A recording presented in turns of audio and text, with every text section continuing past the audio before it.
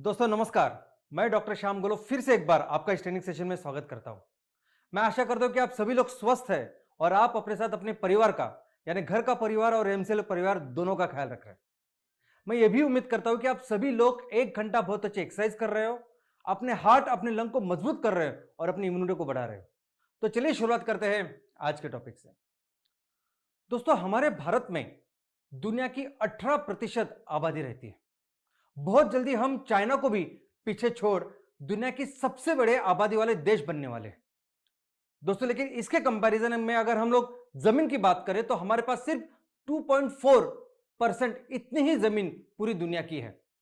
तो दोस्तों इसीलिए इस जमीन को समझना बहुत जरूरी है, क्योंकि इतने सारी आबादी इतने सारे लोगों का अगर पेट पालना है तो उस तरह से हमें इस जमीन का महत्तम मैक्सिमम और जितना ऑप्टिमम हो सके उतना उपयोग करना बहुत जरूरी है।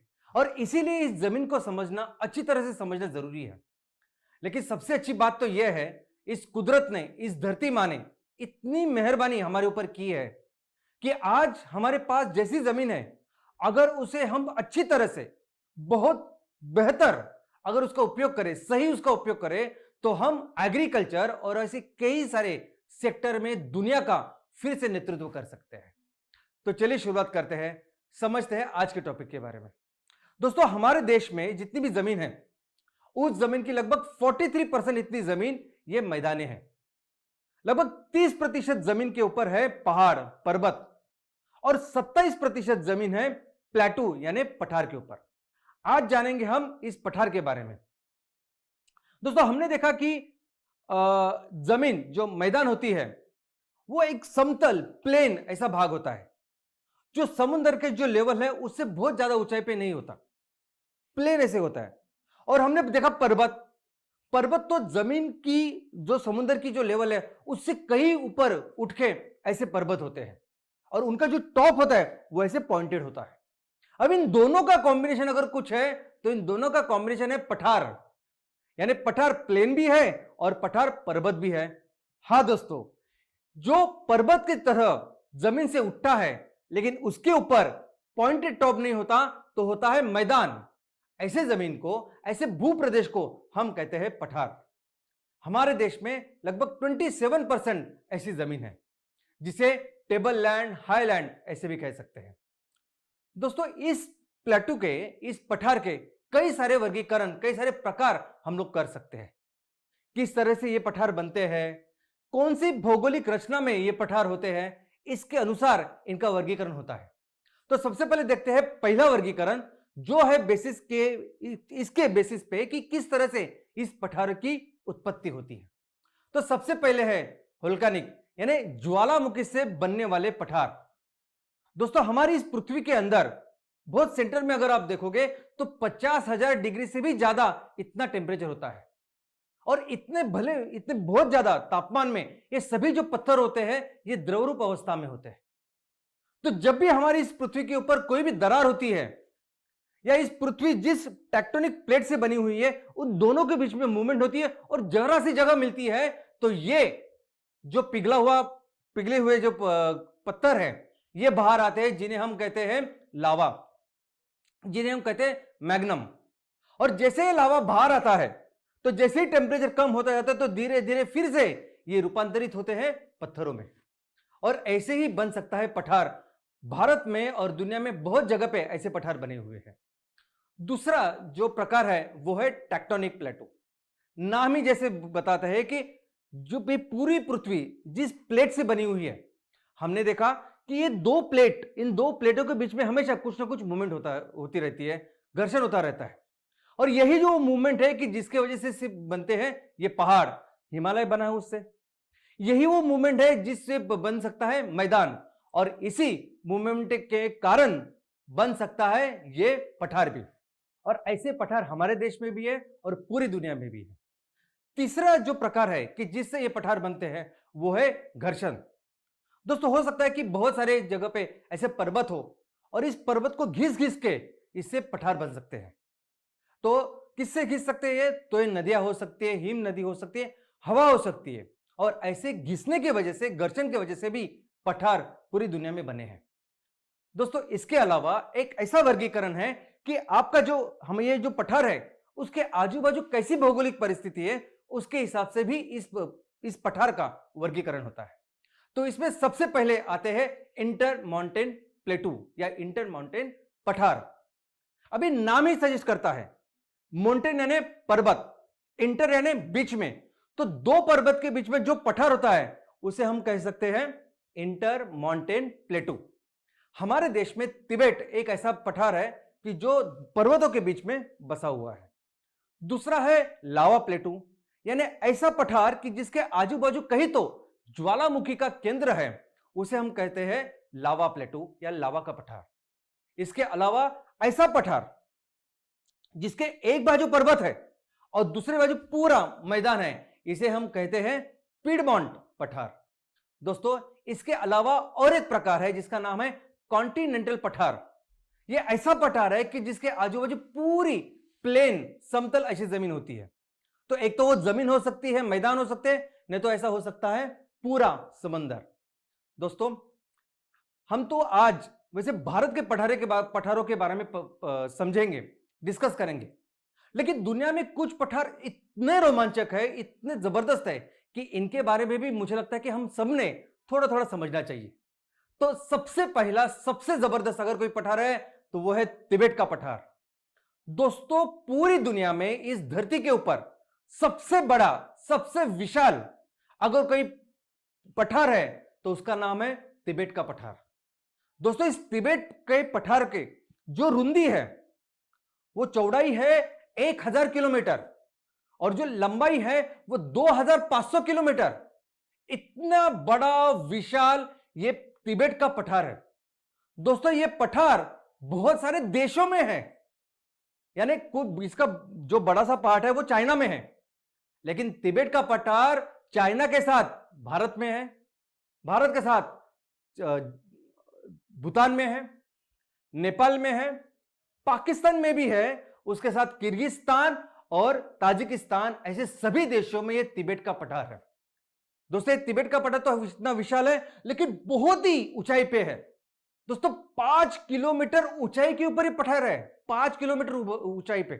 दुनिया का कोई भी पठार ये 5 किलोमीटर तो छोड़िए, इसके आधे भी अगर 2.5 किलोमीटर भी अगर हम लोग पकड़े तो उसके लेवल पे भी दुनिया का कोई पठार नहीं है। इतना बड़ा, इतना महान और विशाल ये तिबेट का पठार है। दोस्तों, इसीलिए इस तिबेट के पठार को इस दुनिया का छप्पर बोलते हैं।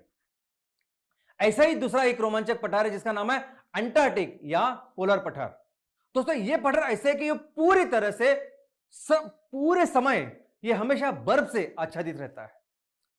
अगला जो पठार है उसका नाम है कटंगा पठार या कांगो का पठार। दोस्तों, ये दुनिया में अपने कॉपर के डिपॉजिट्स के लिए जाना जाता है। दुनिया में जितने भी कॉपर इस मिनरल के डिपॉजिट्स हैं, उस सबसे ज्यादा डिपॉजिट्स इस कांगो पठार में है। दुनिया में जितनी भी इंडस्ट्री जिनको कॉपर लगता है, वो सभी इंडस्ट्री, सभी इलेक्ट्रॉनिक्स इंडस्ट्री, सभी मोबाइल की इंडस्ट्रीज, वहां जो कॉपर जाता है वो इस पठार से जाता है। इसके अलावा और एक पठार है जिसका नाम है ईस्ट अफ्रीकन पठार, और वो इसलिए फेमस है कि इस पठार पे मिलता है सोना, इस पठार पे मिलते हैं हीरे। तो चलिए आगे बढ़ते हैं और हमारे देश के पठारों के बारे में जानते हैं। दोस्तों, हमारे देश में ये जो पठार है ये किस तरह है, इसके किस तरह उसका अलग अलग वर्गीकरण है, ये समझने के पहले ये किस तरह से हमारा देश बना है ये समझना थोड़ा सा जरूरी है। मैं तो समझता हूं कि पूरा हमारा भारतीय उपखंड जो है वो एक पठार है।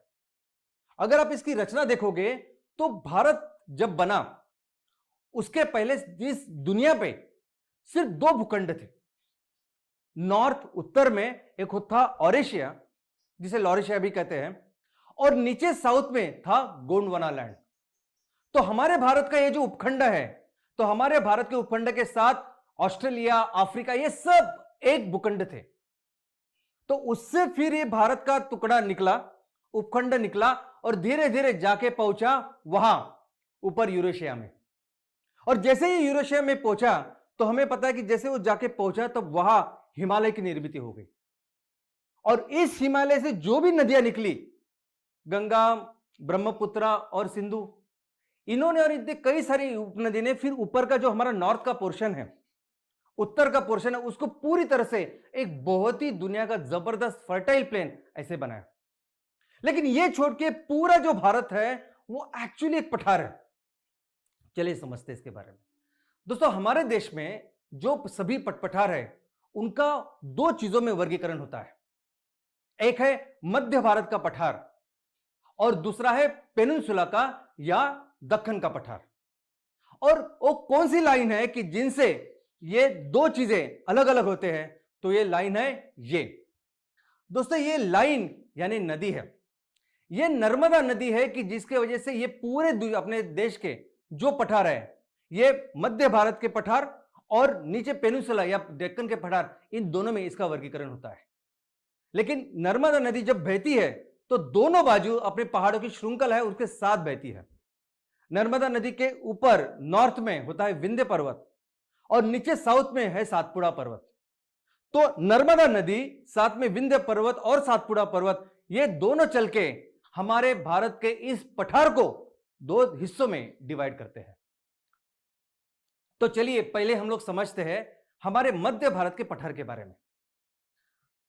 दोस्तों मध्य भारत के पठार का ये जो पूरा स्ट्रक्चर है ये कुछ ऐसा है। हम अगर पश्चिम से शुरुआत करेंगे और हम लोग पूर्व की तरफ जाएंगे तो इस तरह से इनकी रचना है।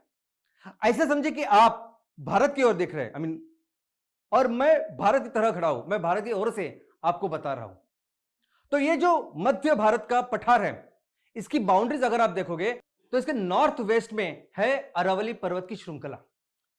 दोस्तों एक अरावली पर्वत की श्रृंखला, नीचे है यही विंध्य पर्वत, नर्मदा और सातपुड़ा, ऊपर है हमारे गंगा और सिंधु का प्लेन, और ये जब पूर्व की तरफ जाता है तब पूर्व की तरफ एक छोटा नागपुर का पठार और आगे जाके शिलोंग का पठार इनसे मर्ज हो जाता है। तो ये पूरी जो बाउंड्री है ये हमारे मध्य भारत के पठार की बाउंड्री है। दोस्तों तो पहले शुरुआत करते हैं इस राजस्थान के पठार की, जिसका नाम है मेवाड़ का पठार। दोस्तों मेवाड़ का पठार ये हमारे राजस्थान इस राज्य में आता है। अरावली पर्वत श्रृंखला जो है उसको ही लग के ये पूरा पठार है। इस पठार को उदयपुर का भाग ऐसे भी समझता है या उदयपुर का प्रदेश ऐसे भी समझते हैं। दोस्तों ये पूरा इलाका और इसको लग के जो अरावली पर्वत है, ये अपना कोटा और मार्बल, इन बहुत इंपॉर्टेंट कंस्ट्रक्शन मटेरियल के लिए, मिनरल्स के लिए जाना जाता है।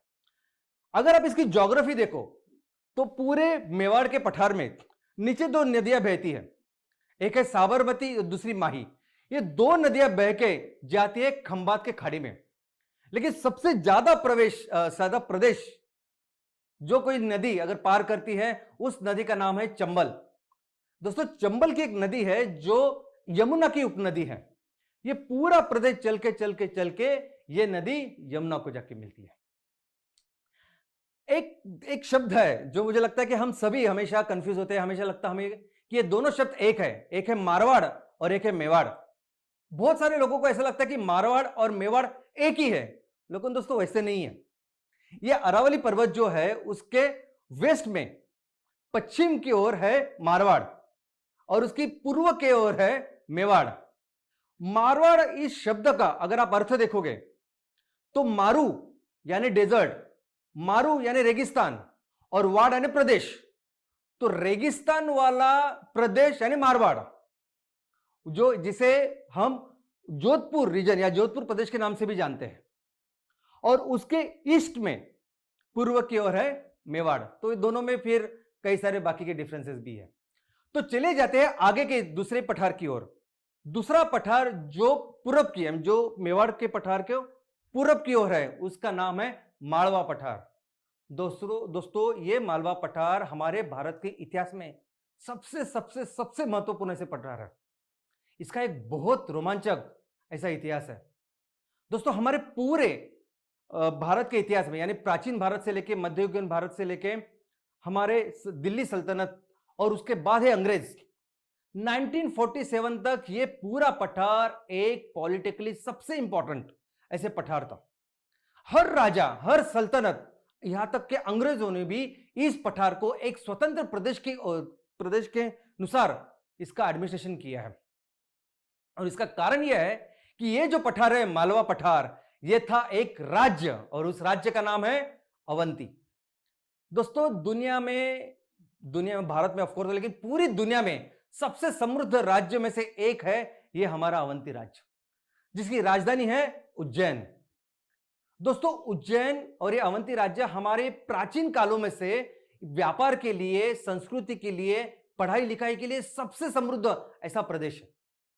यानी हमारा मोहनजोदड़ो और हड़प्पा, ये जो संस्कृति की शुरुआत हुई ये हम सभी जानते हैं। उसके बाद दूसरे फेज में जो शहर, नगर, राज्यों का निर्माण हुआ उसमें आया ये अवंती राज्य।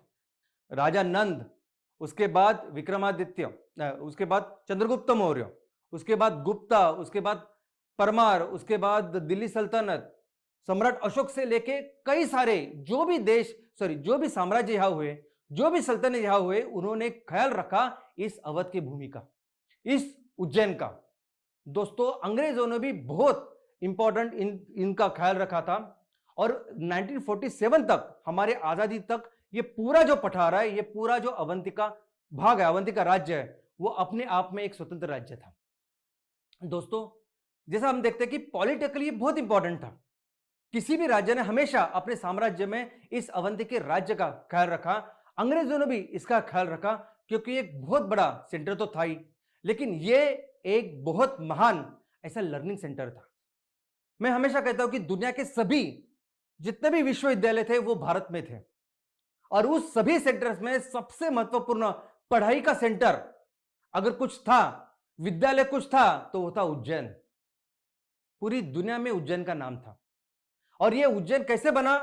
तो वहां के जो राजा थे, जो साम्राज्य थे, जो सल्तनतें थे, उन्होंने सबने इसको कंट्रीब्यूट किया है। लेकिन एक राजा, जिस राजा ने इस अवंती को, इस उज्जैन को दुनिया की सबसे बड़े विद्यालय बनाया, उस राजा का नाम था विक्रमादित्य। राजा विक्रमादित्य, जिसे चंद्रगुप्त टू ऐसे भी कहते हैं, यह वो राजा था जिसने अपने दरबार में हर विषय के जो विद्वान, हर विषय के जो पंडित है, उनको अपने दरबार में रखा, उनको जो चाहिए था वो दिया, और उनके कला को विकसित करने के लिए उसने बहुत ज्यादा मेहनत की। और यही कारण था कि इनके टाइम में थे कवि कालिदास, इनके टाइम में थे वराहमिहिर दुनिया के सबसे बड़े गणितज्ञ हैं। आज अभी रिसेंटली अमेरिका, यूरोप, बाकी के देश इनकी जो गणितीय चीज है उसको समझने लगे हैं। इनके पास थे ब्रह्मगुप्त दुनिया के सबसे बड़े एस्ट्रोनॉमी साइंटिस्ट में से है।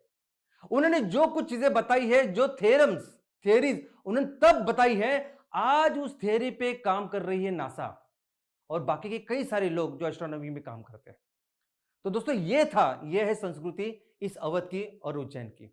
लेकिन मैं और एक बात बताऊं कि ये प्रदेश, ये अवंती, ये मालवा, ये हमारे पूरे भारत का एक बौद्धिक संपदा का केंद्र था, इंटेलेक्चुअल सेंटर ऑफ इंडिया। यानी समझ सकते हैं आप कि ये कितना इंपॉर्टेंट था पूरे भारत देश में। और ऑफ कोर्स सभी राज्यों ने मिलकर एक संस्कृति का ही निर्माण किया था कि ये पूरा प्रदेश, ये मालवा, ये उज्जैन, ये अवध, ये बहुत ही इंपॉर्टेंट ऐसा प्रदेश करके लोग इसको समझने लगे। लेकिन एक राजा जिसने इसके एकदम ऊंचाई तक लेके गए, उस राजा का नाम था राजा भोज। दोस्तों राजा भोज एक अद्भुत व्यक्ति थे। राजा भोज एक ऐसे व्यक्ति थे, इतने विद्वान थे कि वो philosophy, yoga, medicine, veterinary medicine, construction, town planning, architect, archery, यानी आप कोई भी चीज लीजिए उसमें वो पारंगत थे। और उन्होंने फिर इस अवंतिका जो नाम है वो पूरे अपने चरण सीमा पर लेके गए। तो चलिए उसके बाद का जो पठार है, उस पठार का नाम है बुंदेलखंड पठार। बुंदेलखंड पठार आज की तारीख में ये मालवा पठार के पूर्व की ओर है, लक्के है, और ये यूपी और एमपी इन दोनों प्रदेश में आता है। दोस्तों कई सारे लोग हैं, कई सारे महान हस्तियां हैं जो इस बुंदेलखंड से निकली है, जिन्हें ग्रेट बुंदेली ऐसे कहते हैं।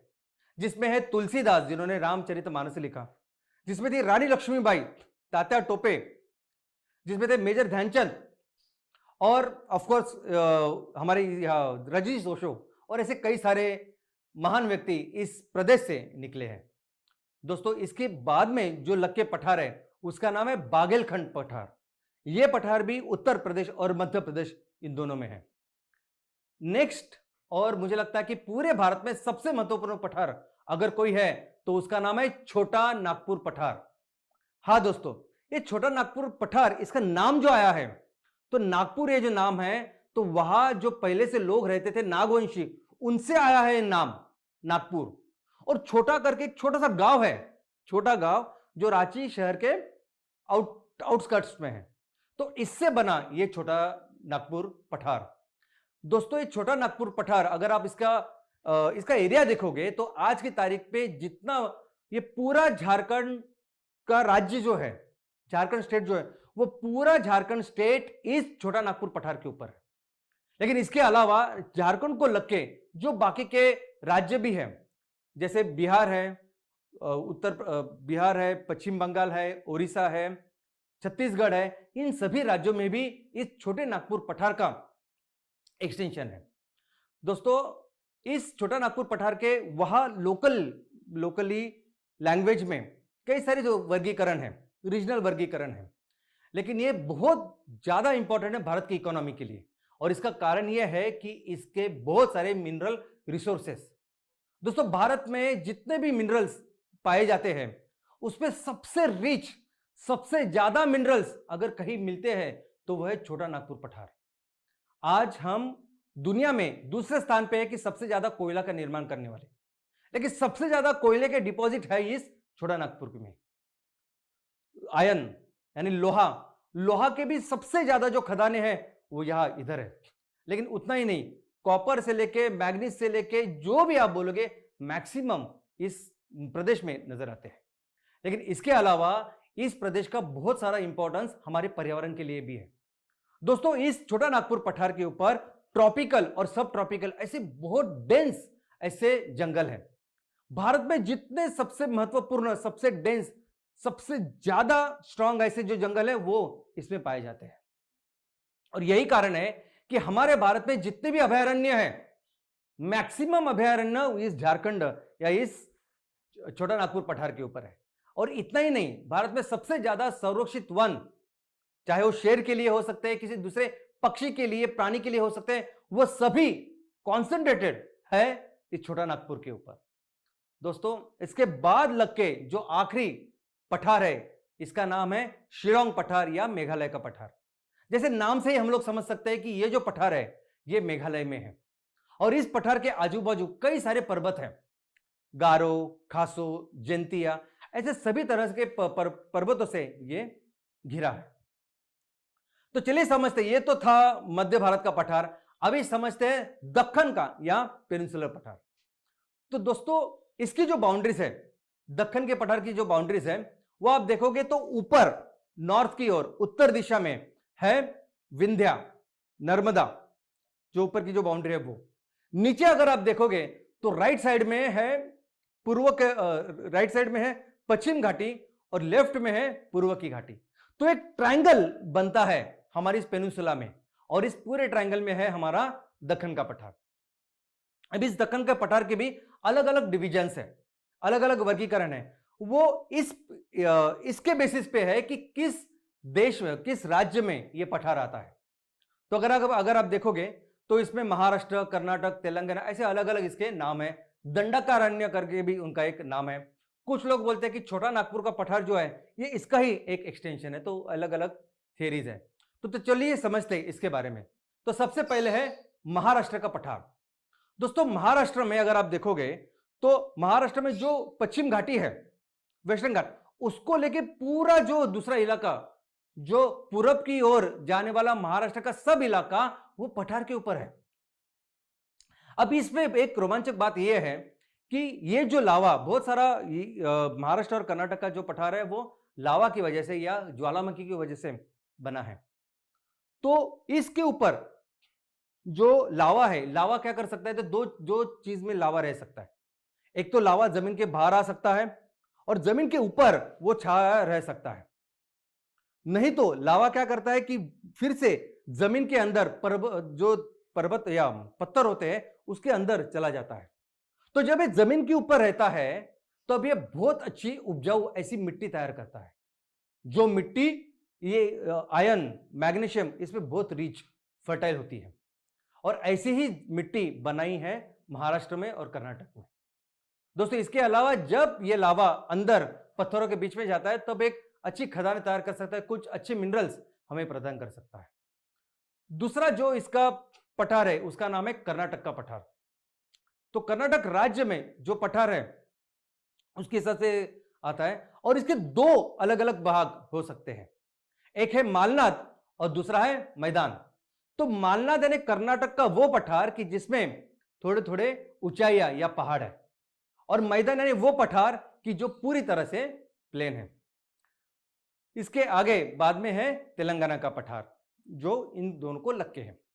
दोस्तों अभी ये जो पठार है, ये जो डेक्कन का पठार है, ये पेनिनसुलर पठार है, इस पे बहुत ज्यादा नदियां भी है। एक बहुत इंपॉर्टेंट वैशिष्ट्य इसका ये है कि इस पठार के ऊपर बड़ी बड़ी लंबी लंबी नदियां हैं, ऐसी नदियां कि जिनकी कई सारी उपनदियां हैं, और इन्होंने मिलकर एक बहुत अच्छे बेसिन्स भी तैयार किए हैं। अभी ये जो डेक्कन की नदियां है, ये दो तरह का इनका वर्गीकरण है। एक तो वो नदियां जो पश्चिम की ओर बहती है और दूसरी वो नदियां जो पूरब की ओर बहती है। अब इसमें सबसे ज्यादा जो नदियां है वो पूरब की ओर जो बहती है वो नदियां है। और लेकिन सबसे स्पेशल बात यह है कि मैक्सिमम नदियां यानी पूरब की ओर बहे या पश्चिम की ओर, ये दोनों नदियां निकलती है वेस्टर्न घाटी से। तो चलिए पहले देखते हैं पूरब की ओर जाने वाली नदियां। तो पूरब की ओर जाने वाली नदियां अगर आप देखोगे तो ऊपर से अगर आप देखोगे तो ऊपर की नदी से दामोदर, महानदी, गोदावरी, कृष्णा, कावेरी, पेल्लार, ऐसी कई सारी नदियों के नाम आपको दिखाई देंगे। ये सभी जो नदियां हैं, इन नदियों की बहुत सारे छोटी छोटी उपनदियां हैं, और ये जब आती है ये सभी जाके मिलती है बंगाल के उपसागर को। लेकिन एक बहुत लंबा ऐसा सफर ये तय करती है, और इस बहुत बड़े लंबे सफर में फिर क्या करते हैं कि आजू बाजू का जो प्रदेश है उसमें वो बेसिन तैयार करती है, एक उपजाऊ मिट्टी को डालती है, निर्माण करती है, और एक बहुत अच्छी उपजाऊ प्रदेश उसमें तैयार करती है। दोस्तों इसके अलावा अगर वेस्ट की तरफ यानी पश्चिम की ओर बहने वाली जो नदियां हैं, वो सभी नदियां निकलती है वेस्टर्न या पश्चिम की घाटी से और जाके मिलती है हमारे अरबी सागर को, अरेबियन सागर को, सॉरी। ये सभी नदियां अगर आप देखोगे तो उनका प्रदेश बहुत छोटा होता है, बहुत छोटी लेंथ के लिए ये सफर तय करती है। तो कोई भी नदियां इसमें, कोई भी नदी एक तो बड़ी नहीं है, किसी का भी बहुत बड़ा पठार या बेसिन नहीं है जितना बड़ा बेसिन इन पूरब की ओर जाने वाली नदियों का है। और अगर आप देखोगे तो अगर गुजरात से लेके नीचे केरला तक ये सभी जो नदियां है, छोटी छोटी नदियां घाटी से निकल के समुद्र के जाके मिलती है। बेसिन कम, मिट्टी कम, और ये इश्यूरी या खाड़ियां ज्यादा तैयार करती है। इस दक्कन का जो पठार है, इसका एक बहुत इंपॉर्टेंट वैशिष्ट्य ये भी है कि इसमें बहुत सारी संस्कृतियों के लोग रहते हैं, बहुत सारे ऐसे लोग रहते हैं जो अलग अलग बोली भाषा बोलते हैं। यानी अगर आप देखोगे तो महाराष्ट्र में जो मराठी बोलते हैं, ओडिशा में जो ओरिया बोलते हैं, इन दोनों भाषाओं दोनों जो भाषा है वो इंडो आर्यन ये जो भाषा है उससे आती है। और अगर साउथ की भाषा में देखोगे तो तेलुगु, तमिल, कन्नड़ा, मलयालम, ये सभी जो भाषा है वो द्रविडियन या संस्कृत से आती है। और ऐसे अलग अलग तरह के लोग, अलग अलग कल्चर के लोग इस दक्कन पठार में रहते हैं। इस पठार का हमारे देश के लिए बहुत इंपॉर्टेंट महत्व है। देखते हैं सबसे पहले तो ऑफ कोर्स इकोनॉमी, अर्थव्यवस्था की बात करते हैं। दोस्तों अर्थव्यवस्था के लिए यह पठार बहुत ज्यादा जरूरी है, बहुत बहुत इंपॉर्टेंट है, क्योंकि कई सारे इंडस्ट्री को लगते हैं अलग अलग तरह के मिनरल्स है ना क्या। तो बिल्डिंग कंस्ट्रक्शन के लिए जो कोटा मार्बल हम लोग इस्तेमाल करते हैं वो भी मिनरल है। एनर्जी के लिए हम लोग जो कोयला इस्तेमाल करते हैं वो भी मिनरल है। ऑयल एंड गैस ये जो चीज हम लोग निकालते हैं, आई मीन जमीन से निकली हुई कोई भी चीज उसको मिनरल कहते हैं।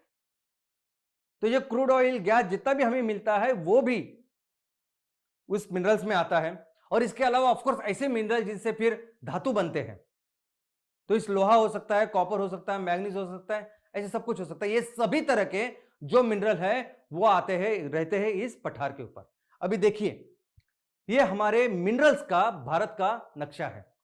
इसमें अगर आप देखोगे थोड़े से कुछ एक्सेप्शन छोड़ के पूरे मिनरल्स सभी तरह के मिनरल्स, यानी ऑयल गैस से लेके पूरे इस धातु तक, कोयले तक, सभी तरह के मिनरल्स हमें मिलते हैं इन पठारों के ऊपर। दोस्तों, इसके लिए ये सभी जो प्रदेश है, ये सभी जो पठार है, ये माइनिंग इंडस्ट्री के लिए बहुत जाने जाते हैं।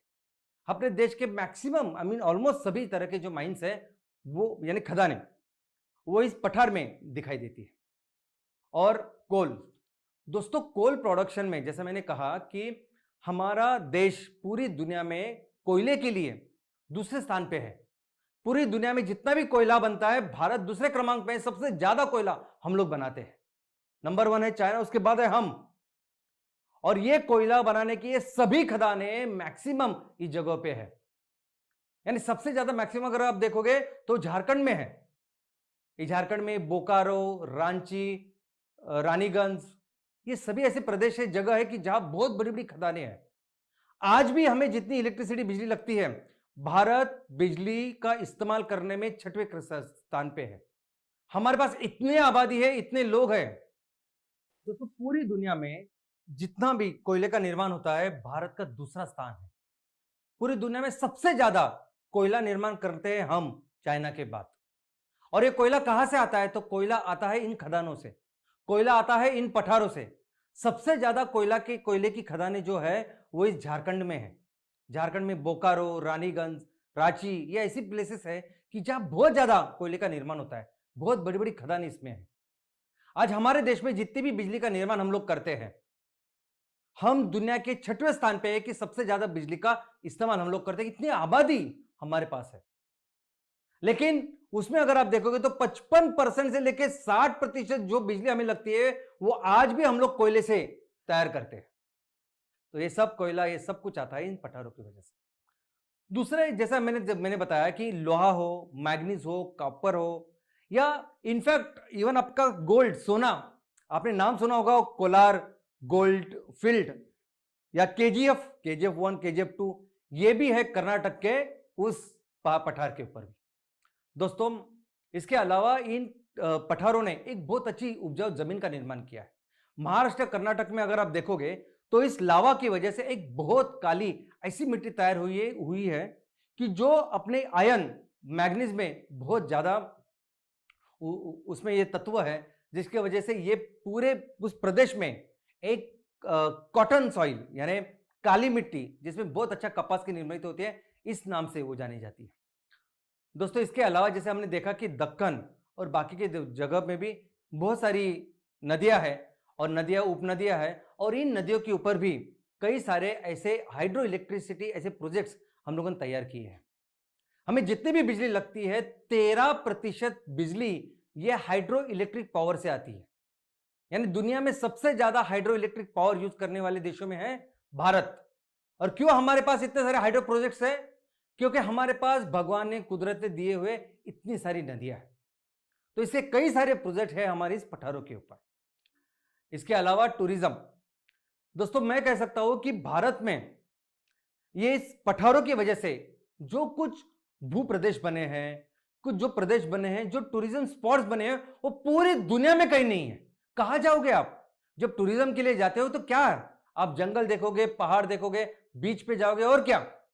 लेकिन दोस्तों जिस तरह के प्रदेश हमारे भारत देश में है, जिस तरह के प्रदेश इन सारे पठारों के ऊपर है, अगर आप देखोगे तो पूरी दुनिया में ऐसे प्रदेश नहीं है, ऐसे स्पॉट्स नहीं है जो हम सभी ने जाके देखने चाहिए, चाहे वो मध्य भारत हो, चाहे वो हमारा दक्कन का पठार हो।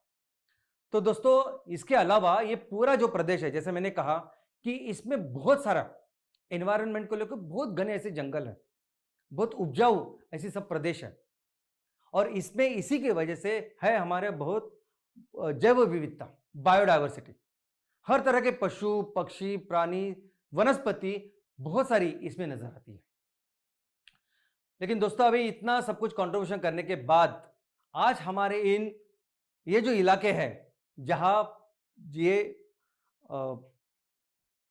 जहां प्लेटू या पठार नजर आते हैं, इन सारे प्रदेशों में बहुत सारे चैलेंजेस भी हैं, कुछ चुनौतियां हैं। चलो देखते हैं क्या। सबसे पहले मैं बताना चाहूंगा कि इन जमीनों में जितनी फर्टिलिटी है, जो उपजाऊपना है, वो उपजाऊपना उसकी जो कैपेसिटी है वो बाकी के प्रदेशों से कम है। यानी अगर आप इसी जमीन की अगर आप कंपैरिजन करोगे नॉर्थ के जो अपने प्लेन है, गंगा सिंधु का जो मैदान है, उसके साथ तो बहुत ही कम उपजाऊ या फर्टिलिटी ये प्रदेश है। इसका कारण यह है कि यहां बहुत ज्यादा मात्रा में पत्थर दिखाई देते हैं, यानी सॉइल या मिट्टी है उसकी जो इंच है वो बहुत कम होती है। और वहां अगर आप जाओगे गंगा सिंधु के प्लेन में तो बहुत घने ऐसी उसमें मिट्टी और बाकी की चीजें होती है, बहुत ज्यादा पानी ऐसी मिट्टी सोख के रखती है और यही फिर पानी वहां उन प्रदेश में जो खेती होती है उनको मिलती है। लेकिन यहां अगर दक्कन का पठार बाकी कुछ पठार अगर आप देखोगे तो वहां मिट्टी बहुत कम है, तो इसीलिए पानी का होल्डिंग की जो कैपेसिटी है वो इसमें कम है और इसीलिए वो फर्टिलिटी भी इनकी कम है। इसके अलावा अगर आप देखोगे तो ये जो प्रदेश है इनमें बारिश कम होती है। पूरा पेनिनसुला का ये जो पूरे राज्य में फैला हुआ ये जो हमारा पठार है उसमें बहुत कम वर्षा होती है। इसका कारण यह है कि ये जो वर्षा लेके बारिश लेके आते हैं बादल, ये पहले हमारी इस पश्चिम घाटी में पूरा बरसते हैं, उनको वर्षा या बारिश देते हैं और उसको छोड़ के जब वो आते हैं इस पठार के ऊपर बहुत कम मॉइस्चर बहुत कम बारिश इन बादलों में होती है। तो इसलिए पूरा जो प्रदेश है इसमें रेनफॉल भी कम है। इसके अलावा ये दोनों चीजों की वजह से अगर आप देखोगे तो एग्रीकल्चर की जो उत्पादकता हमारे इस दक्कन के पठार या बाकी के पठारों में वो बाकी के मैदानी प्रदेशों से कंपैरिजन में बहुत कम है। लेकिन मुझे लगता है कि इसका कंपैरिजन भी नहीं करना चाहिए।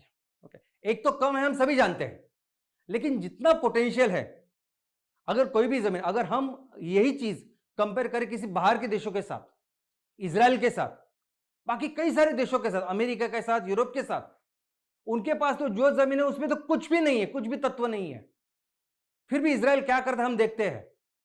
उसी हिसाब से अगर हमारे इस प्रदेश में भी जो पोटेंशियल है जो करना चाहिए तो क्या वो हम लोग करते हैं? तो नहीं। जितना पोटेंशियल में जितनी खेती होनी चाहिए जितनी उत्पादकता होनी चाहिए वो इसमें नहीं है दोस्तों। इसके अलावा हमारे जो किसान हैं उनकी होल्डिंग बहुत छोटी है, बहुत छोटे छोटे जमीन के टुकड़े इनके पास है, जिसकी वजह से कोई भी टेक्नोलॉजी तंत्रज्ञान कोई भी मशीनरी अगर इसमें काम करे हम लोग तो नहीं कर सकते हैं, ये प्रॉब्लम है। और जिस तरह से पानी का व्यवस्थापन पूरे पेनिनसुलर और बाकी के रीजन में है, अगर आप देखोगे तो मैक्सिमम जो इरिगेशन है यहां वो आता है इन कुएं से। मैक्सिमम कुएं दिखेंगे आपको, कुएं है या बोरवेल है। अभी हमारे इस दक्कन के पठार में किस तरह का भूस्तर रचना है, किस तरह से हमें करना चाहिए, चाहे वो दक्कन का पठार हो चाहे कोई भी हो, तो वहां के उस जमीन को लेके हमने पानी का व्यवस्थापन करना चाहिए, पानी का इरिगेशन करना चाहिए। वैसे तरह का पानी लेके हम लोगों ने हम किसान खेती के लिए या बाकी चीजों के लिए उसका इस्तेमाल करना चाहिए। लेकिन आज की तारीख में अगर आप देखोगे तो बहुत पानी ज्यादा हम लोग निकाल रहे हैं, चाहे वो बोरवेल हो चाहे वो कुएं हो, इससे इतना ज्यादा पानी निकाल रहे हैं कि नीचे जो पानी का जो स्तर है जमीन के नीचे वो बहुत ही नीचे गया और ये बहुत दुख की बात है। इसके अलावा हर दिन जो बढ़ता जा रहा है ग्लोबल वार्मिंग, उसकी वजह से तो ऐसे प्रदेश जिनके पास बहुत कम वर्षा होती है वह अचानक से बाढ़ आती है। ऐसे प्रदेश जहां नॉर्मल जो वर्षा होती है वहां सालों तक 3-4 सालों तक हमेशा आपको फिर बहुत ज्यादा ऐसा सूखा दिखाई देगा। और इसकी वजह से जो टेबल के जमीन के अंदर में जो पानी है वो भी बहुत कम होता जा रहा है। ग्लोबल वार्मिंग तो कितने सारे प्रकार कितनी सारी चीजें, चाहे सॉइल हो उत्पादकता हो क्लाइमेट हो, हर चीजों के ऊपर असर हो रहा है इस क्लाइमेट ग्लोबल वार्मिंग का। दोस्तों इसके अलावा एक बहुत ही इंपॉर्टेंट जो चुनौती हमारे सामने है वो है आदिवासी ट्राइबल्स।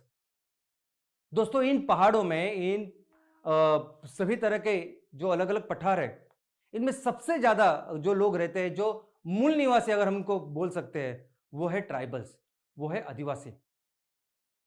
दोस्तों आज इस इन आदिवासी की परिस्थिति बहुत ही ज्यादा खराब है।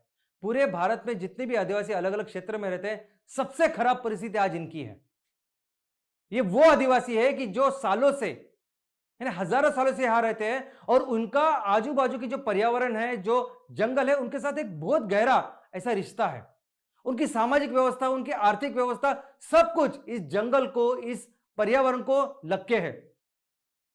इनमें एक ऐसी ऐसी मानसिकता होती है, एक ऐसा कल्चर इनमें होता है कि सबसे पहले वो कम्युनिटी का विचार करते हैं, खुद के फैमिली का नहीं। अगर आप देखोगे, अगर आप इनके बारे में पढ़ोगे तो आपको पता चलेगा कि आदिवासी लोग हमेशा एक कम्युनिटी में, जैसे झुंड बोलते हैं ना, तो उसमें रहते हैं, उनका ही विचार करते हैं, खुद के फैमिली का नहीं। और उससे भी ज्यादा विचार करते हैं वो अपने आजू बाजू के जंगल का।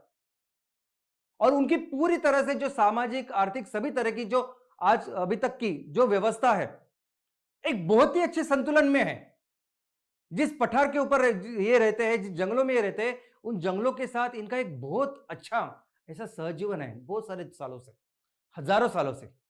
लेकिन हमने क्या किया है, ये जो उनका संतुलन है, ये उनकी जो ये प्रकृति की एक रचना जो बनी हुई है हजारों सालों से, उसको पूरी तरह से डिस्टर्ब, मैं तो डिस्टर्ब ही नहीं बोलूंगा, डिस्ट्रॉय करके रखी है हमने। ये पूरा जो, और ये आदिवासी जो लोग है, ट्राइबल्स है, ये बहुत ख्याल रखते हैं हमसे ज्यादा इन सभी परिस्थिति को, इन सभी ये जो प्राकृतिक इनका एक जो इकोसिस्टम है, एक संतुलन बना हुआ है, इस पूरी तरह से बर्बाद किया हम लोगों ने।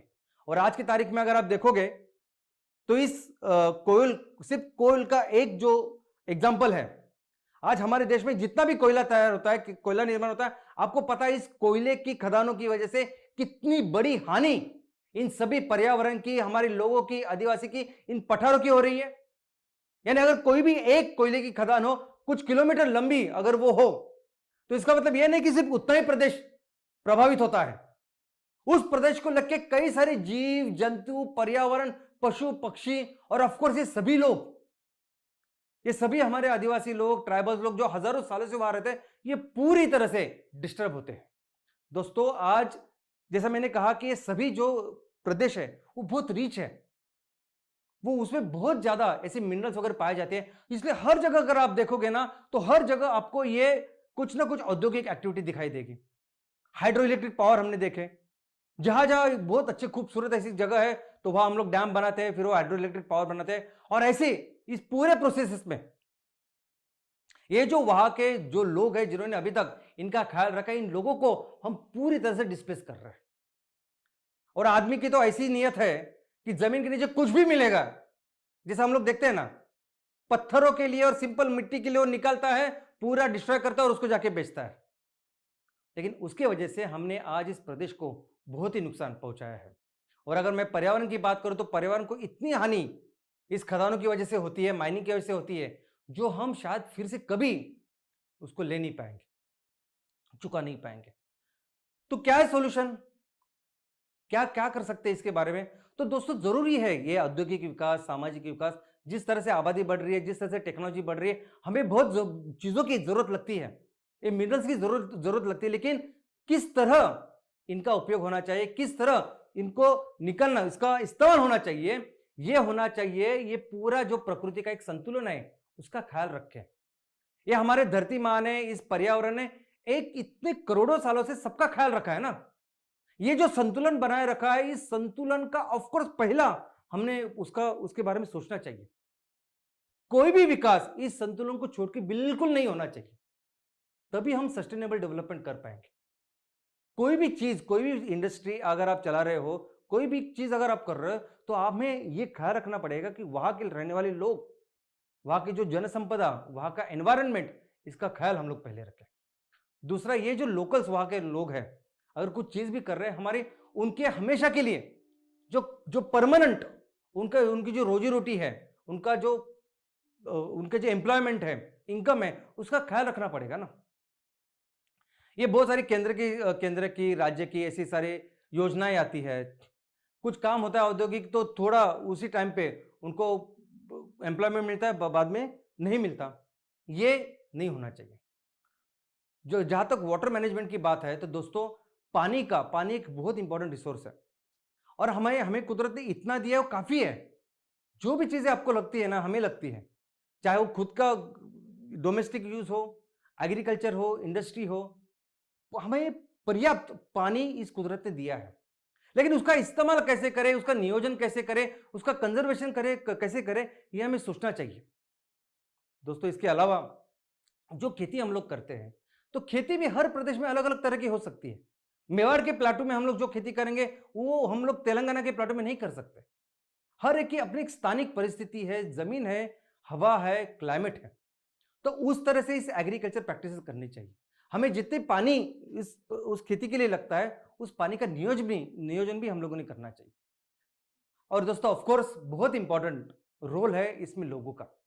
लोगों ने पार्टिसिपेट करना चाहिए, लोगों ने इसमें आने चाहिए और लोगों ने काम करना चाहिए। लोग जब तक नहीं आएंगे तब तक कई सारे ऐसी चीज है जो सिर्फ योजना, कोई भी बाहर का अधिकारी अगर आपको लगता है कि आके करेगा, कोई बाहर की कंपनी आके करेगी, कोई सरकार आके करेगी, तो ऐसा नहीं होगा। हमारे गांव के लिए, हमारे इस प्रदेश के लिए लोगों ने आके अगर कंट्रीब्यूट किया तो हम लोग ये कर सकते हैं। और इसके लिए डिसेंट्रलाइज अप्रोच चाहिए। यानी बहुत बार क्या होता है कि ऐसे कुछ प्रदेश का अगर कुछ उसको डेवलप करना है या कुछ लोगों के लिए कुछ काम करना है, कुछ योजना बनानी है, तो क्या होता है कि कोई केंद्र सरकार, राज्य सरकार वो पूरे सारे इलाके के लिए, प्रदेश के लिए वो एक योजना बनाती है। लेकिन दोस्तों इस अप्रोच के बजाय हमने डिसेंट्रलाइज अप्रोच करना चाहिए, क्योंकि हर जगह पे जो लोग रहते हैं, जो परिस्थिति होती है स्थानिक, वो अलग अलग हो सकती है। प्रॉब्लम्स अलग हो सकते हैं, सॉल्यूशन अलग हो सकते हैं, बाकी रिसोर्सेस अलग हो सकते हैं। तो उस तरह से डिसेंट्रलाइज वे में ये सब काम होना चाहिए। और इस सभी चीजों में एमसीएल की जो भूमिका है वो बहुत ही ज्यादा महत्वपूर्ण है। दोस्तों एमसीएल कोई भी ऐसा काम नहीं कर रहा है जो आपने कभी तक देखा नहीं, सुना नहीं, या लोग कोई करते नहीं। यानी जो भी प्रॉब्लम आज हमने ये यहां देखे, जो डिस्कस किए, बताए, इसके सॉल्यूशन तो मुझे लगता है सभी लोग जानते हैं। सभी लोग जानते हैं कि पानी का व्यवस्थापन करना चाहिए, पेड़ लगाने चाहिए, ऐसा होना चाहिए, वैसा, सब लोग जानते हैं।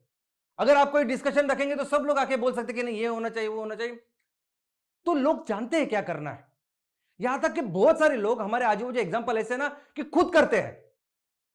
कोई सरकार का सपोर्ट, कोई गवर्नमेंट का कुछ यंत्रणा, यहां के वहां के कोई लोग आता है नहीं, पूरी जिंदगी सालों साल मेहनत करते हैं और अपने गांव को, अपने प्रदेश को समृद्ध बनाते हैं। ऐसे कई सारे एग्जाम्पल अपने साथ में है, अपने आजू बाजू है।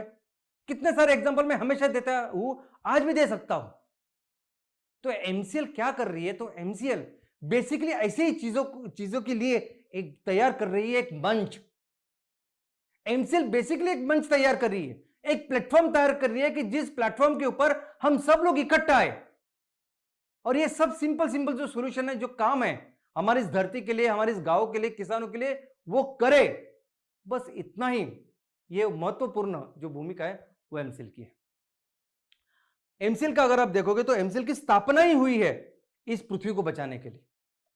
हमें मिलकर इस पर्यावरण को बचाना है, धरती मां को बचाना है, इसीलिए हमने इस एमसीएल की स्थापना की है। E for ecosystem conservation, environment conservation.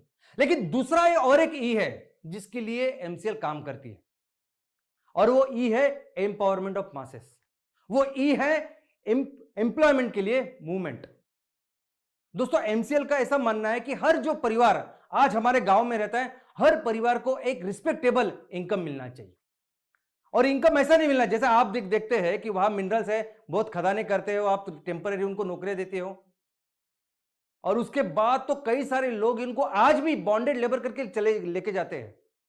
हजारों साल से जो आदिवासी, जो ट्राइबल्स यहां इस जगह में रहते हैं, उनको कुछ 2000, 5000, 10,000 देके सालों साल भर शहरों में लेके जाके कंस्ट्रक्शन में काम करवाते हैं। ऐसा नहीं, हमें हर गांव में जो भी परिवार रहते हैं वहां की स्थानिक परिस्थिति में मिलके आप क्या कर सकते हैं।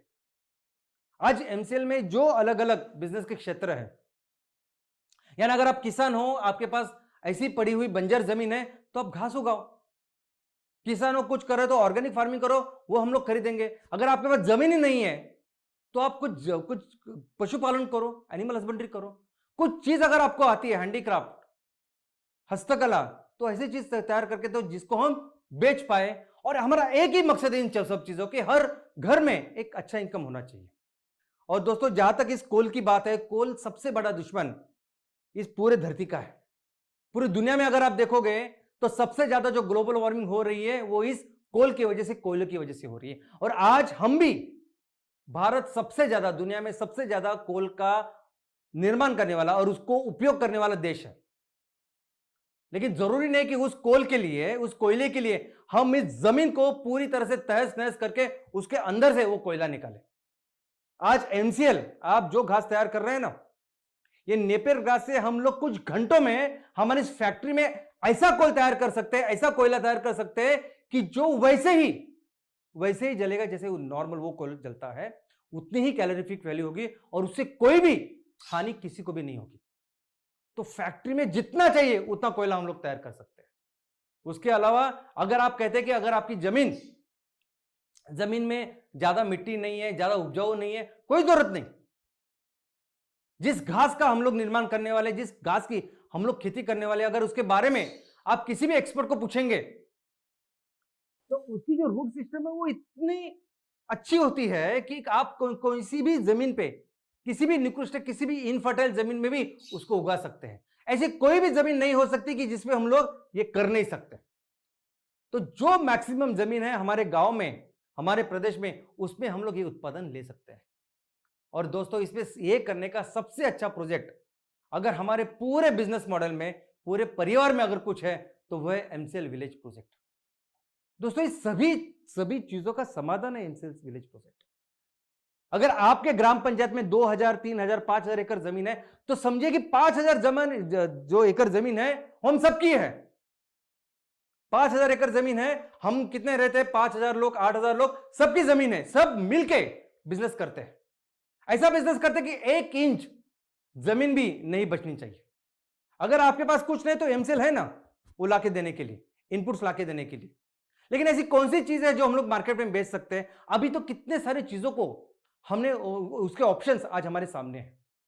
इस दुनिया को बचाने के लिए सिर्फ फ्यूल ही नहीं, लेकिन ये पेट्रोकेमिकल प्रोडक्ट्स या ऑर्गेनिक फार्मिंग और उसके फूड प्रोडक्ट्स, कितने सारी चीजें आज हम लोग अपने गांव में तैयार कर सकते हैं। तो अगर आप पहाड़ों में भी हो, किसी जंगल में हो, तो कोई ना कोई ऐसी चीज है। इनफैक्ट बहुत सारे ऑप्शंस आज हमारे देश में हो सकते हैं और एमसीएल विलेज प्रोजेक्ट ये सब कुछ मुमकिन कर सकता है। वहां उस गांव में ये जो परिस्थिति बदलने में मदद करता है और यही मकसद है एमवीपी का। एमवीपी का ऑब्जेक्टिव है कि हर घर में अच्छा इनकम मिलना चाहिए, सस्टेनेबल इनकम मिलना चाहिए, हमेशा के लिए इनकम मिलना चाहिए। तो अगर 5000 परिवार रहता है ना, तो 5000 परिवार में क्या कर सकते हैं आप? अगर आप आदिवासी हो, अगर दलित हो, अगर आप कुछ भी हो, जमीन नहीं है, कुछ नहीं, तो क्या कर सकते हैं आप? तो उसके हिसाब से हम लोग वस्तु या सेवा का निर्माण करके उसको बेचेंगे। और आज तो ऐसी वस्तु के बारे में हम लोग काम कर रहे हैं जो पूरी दुनिया को बचाने का काम करेंगे। मैं हमेशा बोलता हूं कि जैसे कोरोना है और कोरोना के लिए लस निर्माण का काम हम लोग कर रहे हैं, वैसे ही ये काम है और महत्वपूर्ण भूमिका है इस एमपीओ की। आपको क्या लगता है किस लिए हम लोगों ने एमसीएल प्रोड्यूसर ऑर्गेनाइजेशन को स्थापना की है? कोई इकोनॉमिक बेनिफिट नहीं है, कोई प्रॉफिट नहीं होने वाला। ये जो एमपीओ ऑर्गेनाइजेशन है, जिसमें अभी आप 5-10 इसे डायरेक्टर्स है, कोई किसी को बहुत ज्यादा प्रॉफिट नहीं मिलेगा। उस एमपीओ में जितने मेंबर है, जितने परिवार है, उनके लिए काम करेंगे, उनके लिए सबसे ज्यादा इनकम कैसे मिलेगा उसके लिए काम करेंगे। लेकिन ऑर्गेनाइजेशन अगर आप देखोगे एमपीओ, तो किसी प्रॉफिट के लिए, बिजनेस के लिए नहीं बनाया है। वो इसीलिए बनाया है कि एक अच्छे मकसद के लिए हम सभी लोग इकट्ठा हो, एक मकसद, एक ऑब्जेक्टिव, एक विजन और मिशन हम अपने गांव के लिए, प्रदेश के लिए बनाए और जिसके लिए सभी लोग मिलके उसके लिए काम करें। और बस यही एक उद्देश्य है इस एमसीएल प्रोड्यूसर ऑर्गेनाइजेशन का, इस एमपीओ का। और दोस्तों, ये वो देश है कि जिस देश में अगर आप देखोगे तो हमारे पूर्वजों ने इतनी मेहनत करी, यही जो संसाधन है, यही जो चीजें थी, यही सब कुछ था, लेकिन यहां हमारे पूर्वजों ने ऐसे महान राज्यों का निर्माण किया है, ऐसे महान देश का निर्माण किया है कि जिसकी कीर्ति, जिसकी समृद्धि पूरी दुनिया में जानी जाती है। और यही वो समृद्धि थी, यही वो चीज थी कि जिसको देख के पूरे बाहर के लोग, ये अंग्रेज हो, पोर्चुगीज हो, डच, कोई भी हो, मुगल से लेके सभी लोग आया करते थे। वही यही जगहों पे, ये डेक्कन के पठार हो या मध्य भारत के पठार हो। और दोस्तों, आज भी वो संसाधन है, आज भी वो रिसोर्सेस है और आज भी हम लोग सब मिलके वो काम कर सकते हैं। बस जरूरत है एक होने की, जरूरत है एक होके एक अच्छे मकसद के साथ, पूरे फोकस के साथ बहुत मेहनत करने की। और अगर वो मेहनत करेंगे तो हम फिर से अपने देश को दुनिया की सबसे बड़ी इकोनॉमी बनाएंगे और वो करना है। धन्यवाद। जमीन की बात का आज का चौथा चरण हमें बहुत कुछ सिखा के गया। गुड मॉर्निंग एमसीएल इंडिया परिवार। और एक शुक्रवार शाम सर का ट्रेनिंग वेबिनार, हमारे सोच पे वार और हमारे दिनों दिमाग पे जोरदार पहाड़। जमीन को माता का दर्जा हम क्यों देते हैं, ये बात डॉक्टर श्याम सर के ट्रेनिंग के माध्यम से हमें आहिस्ता आहिस्ता समझ में आ रही है। और इसी माता को जब हम भारत माता कहते हैं और जब उस भारत माता पे कोई नजर डालता है तो उस चीज को हम कारगिल विजय दिवस में कैसे रूपांतरित कहते हैं, ये प्राचार्य की सीख बहुत ही प्रेरणादायी थी।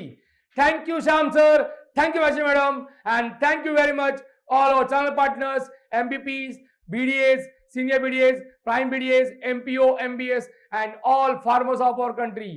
Thank you for attending this educational training session today. आपके सामने बड़े शान से कहना चाहूंगा, जी हाँ, हम सबको इस देश की मिट्टी का वास्ता है, हम सबको इस देश की मिट्टी का वास्ता है, एमसीएल ही सुजलाम सुफलाम भारत का रास्ता है। जय हिंद, जय एमसीएल।